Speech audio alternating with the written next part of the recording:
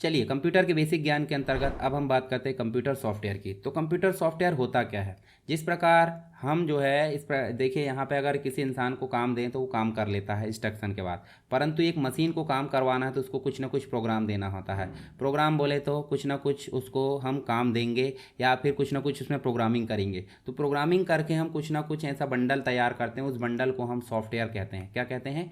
Software कहते हैं। जैसे रोबोट से काम कराना तो उसके अंदर सॉफ्टवेयर इंस्टॉल करना पड़ेगा, कंप्यूटर से काम कराना तो सॉफ्टवेयर इंस्टॉल करना पड़ेगा, इस पर्टिकुलर मोबाइल से अगर काम कराना है तो हमको सॉफ्टवेयर इंस्टॉल करना पड़ेगा। तो ये चीज़ आपको ध्यान देना होता है।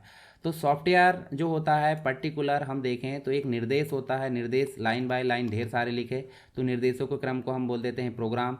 प्रोग्राम ढेर सारे हो जाते हैं तो इन प्रोग्राम के समूह को हम बोल देते हैं सॉफ्टवेयर। जैसे हम सॉफ्टवेयर बोल देते हैं एम एस वर्ड को भी, एम एस वर्ड जिसमें हम काम करते हैं। अगर आपके मोबाइल की बात करें तो आपके पास व्हाट्सअप है, व्हाट्सअप को भी हम सॉफ्टवेयर या एप्लीकेशन बोल देते हैं, जिसमें हम बहुत सारे काम कर सकते हैं। चैटिंग कर सकते हैं, वॉइस चैटिंग कर सकते हैं, वीडियो चैटिंग, स्टेटस लगा सकते हैं, ये बहुत सारे ब्रॉडकास्ट वगैरह ये सारी चीज़ तैयार कर सकते हैं। तो जिस प्रकार वर्ड है, जिस प्रकार व्हाट्सअप है, एक्सेल है, पावर पॉइंट है, सब क्या है? सॉफ्टवेयर है, जो विभिन्न प्रोग्राम को करने की क्षमता रखते हैं। और हर एक प्रोग्राम में बहुत सारी लाइन्स ऑफ कोड होते हैं, उनको बोल देते हैं इंस्ट्रक्शन। तो चलिए, सॉफ्टवेयर के बारे में बेसिक चीज़ पता हो गई। सॉफ्टवेयर की ज़रूरत क्यों पड़ती है? तो भाई कंप्यूटर को चालू करना है, लेटर टाइप करना है, चार्ट बनाना है, प्रेजेंटेशन, डेटा मैनेज करना है, इंटरनेट चलाना, सब के लिए सॉफ्टवेयर लगता है। 3 प्रकार के सॉफ्टवेयर होते हैं। सबसे बेसिक जो सॉफ्टवेयर इंस्टॉल करेंगे हमारे कंप्यूटर में उसे हम बोल देते हैं सिस्टम। जैसे ऑपरेटिंग सिस्टम, एंड्रॉयड है, मैक ओएस है, आईओएस है, सभी चीज़ें क्या कहलाएगी? System software. ट्रांसलेटर भी इसी में आ जाता है।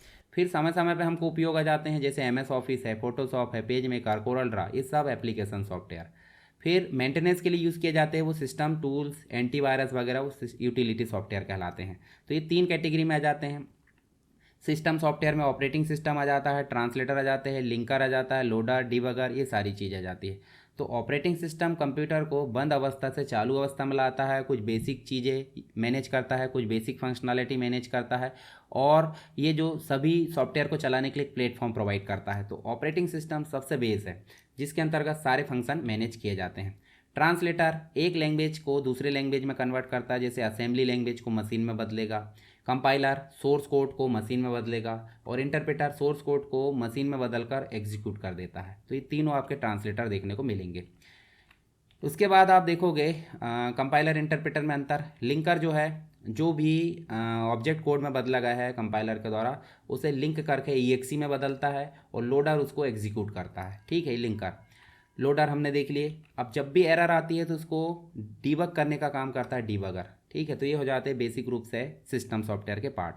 एप्लीकेशन सॉफ्टवेयर के पार्ट हमारी ज़रूरत के हिसाब से होते हैं, जैसे word processing software, MS word वगैरह, एक्सेल है, पावर पॉइंट है, डीटीपी, पेज मेकर वगैरह, फोटोशॉप है, मल्टीमीडिया जो हम वीडियो चलाते हैं, ऑडियो चलाते हैं, वो मल्टीमीडिया सॉफ्टवेयर। अकाउंटिंग टैली वगैरह है, जैसे एक्सेल टैली का लिए काम करता है। डेटाबेस सॉफ्टवेयर एमएस एक्सेस है। इंटरनेट से रिलेटेड सॉफ्टवेयर, ये सब एप्लीकेशन सॉफ्टवेयर कहलाते हैं। इनके बारे में आगे आप एक एक करके विस्तार से यहाँ देख सकते हैं, सारी चीज़ें यहाँ लिखी हुई है।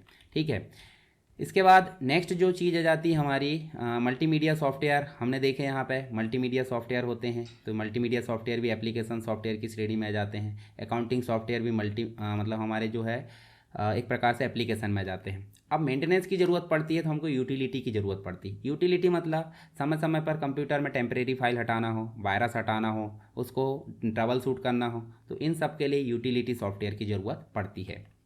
तो यहाँ आप लिस्ट भी देख सकते हैं। डिस्क डिफ्रेगमेंटर है, स्कैन डिस्क है, उसके बाद है डिस्क क्लीनअप है, एंटीवायरस है, डिस्क चेकर है, सिस्टम प्रोफाइलर है, वायरस स्कैनर है, डिस्क क्लीनर है। ये सब जो है सिस्टम यूटिलिटी टूल्स के पार्ट माने जाते हैं। तो यहाँ पे हमने बात करें किसकी? कंप्यूटर के सॉफ्टवेयर की, जो 3 कैटेगरी में बांटे जाते थे। कौन कौन से? सिस्टम सॉफ्टवेयर, एप्लीकेशन सॉफ्टवेयर और एक यूटिलिटी सॉफ्टवेयर। आई होप आपको समझ में आ गए होंगे।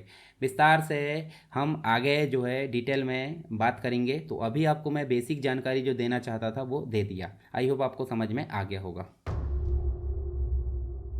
चलिए अब बात करते हैं कंप्यूटर लैंग्वेज की, जिसे प्रोग्रामिंग लैंग्वेज का नाम से भी जाना जाता है। जब भी हम कंप्यूटर में काम करते हैं तो हम एक व्यक्ति से दूसरे व्यक्ति में बात करते हैं, कैसे करते हैं? नॉर्मल।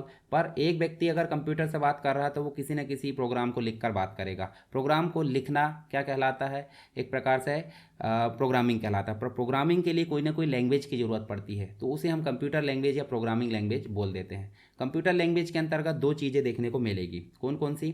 यहाँ पे हम बात करेंगे लो लेवल प्रोग्रामिंग की और एक हाई लेवल प्रोग्रामिंग की। लो लेवल प्रोग्रामिंग में सबसे बेसिक मशीन लैंग्वेज आती थी और एक आती है असेंबली लैंग्वेज, जिसका उपयोग मशीन से थोड़ा upgrade numeric code, shortcut code के लिए यूज़ किया जाता था।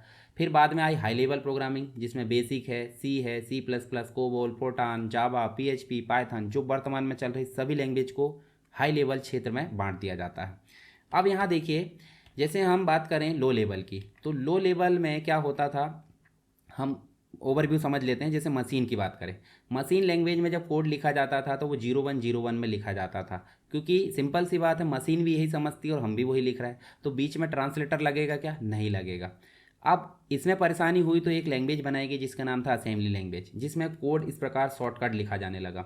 अभी शॉर्टकट लिखने से हमारा तो थोड़ा फ़ायदा हुआ, पर कंप्यूटर समझेगा क्या? नहीं। तो बीच में क्या लगेगा? ट्रांसलेटर, जिसे असेंबलर बोला जाता था। फिर इसमें भी कठिनाई हुई तो इसको और सरल किया गया, जिसका नाम था हाई लेवल प्रोग्रामिंग लैंग्वेज, जिसमें कोड हमारी भाषा में लिखा जाने लगा थोड़ा थोड़ा। जैसे जावा, सी प्लस प्लस है, फोर्टान है, तो इनमें जो कोड लिखा जाने लगा वो हमारे लिए सरल हो गया, पर कंप्यूटर के लिए बहुत कठिन हो गया। तो बीच में फिर यूज़ किया जाने लगा ट्रांसलेटर, जिसका नाम था कंपाइलर, और एक था इंटरप्रेटर। तो आप यहाँ बेसिक ओवरव्यू समझ गए होंगे तीनों प्रोग्रामिंग का। ठीक है, मशीन लैंग्वेज में कैसे कोड लिखा जाता है 01 में, इसमें ट्रांसलेटर नहीं लगता। ठीक है, असेंबली लैंग्वेज में कोड लिखा जाता है न्यूमेरिक कोड, और जिसमें ट्रांसलेटर लगता है, जिसका नाम है असेंबलर। ठीक है, और हाई लेवल प्रोग्रामिंग में जो हम कोड लिखते हैं उसमें भी ट्रांसलेटर लगता है, जिसका नाम है कंपाइलर और इंटरप्रेटर। तो यहाँ देखिए, जो हाई लेवल प्रोग्रामिंग है उसमें जो कोड लिखा जाता है वो तो ठीक है, पर दो कैटेगरी में है, थर्ड जनरेशन की लैंग्वेज और एक फोर्थ की। तो थर्ड जनरेशन की लैंग्वेज क्या थी?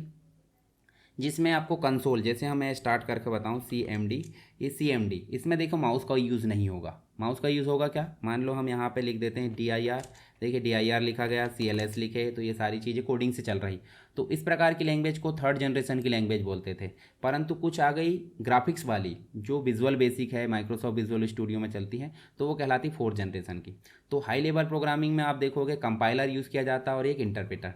कंपाइलर सोर्स कोड को मशीन कोड में बदल देता है कंप्लीट, और इंटरप्रेटर सोर्स कोड को मशीन कोड में बदलता है एक एक करके, और एक एक करके रन भी कराता है। बस इतना सा अंतर है।